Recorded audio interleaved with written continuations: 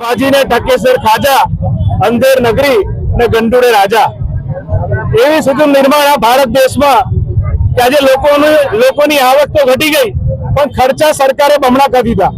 લોકોને ટેક્સ ભરવાનો, વેરો ભરવાનો અને સાથે સાથે જે મોંઘવારીનો માર, પેટ્રોલ હોય, ડીઝલ હોય, સીએનજી એલપીજી ગેસ હોય, રાંધણ ગેસ હોય, જે પાઇપલાઇનથી ગેસ આવે એમાં પણ કોર્પોરેશને ભાવ વધારો જીક્યો અને કોઈ જીવન જેવી ચીજ વસ્તુ બાકી નથી જેમાં ભાવ ના વધ્યા હોય.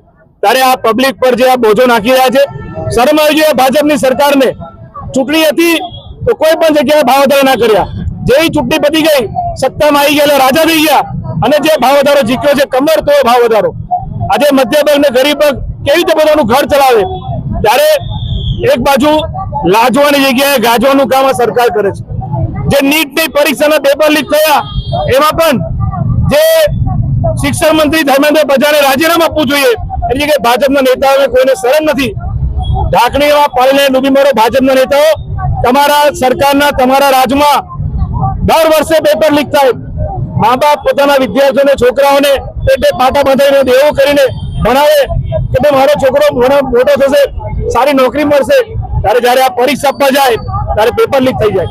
ત્યારે આ ધર્મેન્દ્ર પ્રધાન રાજીનામું આપે અને આ પેટ્રોલ ડીઝલનો ભાવ વધારો, સીએનજી એલપીજી નો ભાવ વધારો હવે સરકાર પાછો કે છે એ સૂત્ર સાથે એક સાથે કોંગ્રેસ પાર્ટીનો એ માંડવી 4 દેખાવ રાખ્યો.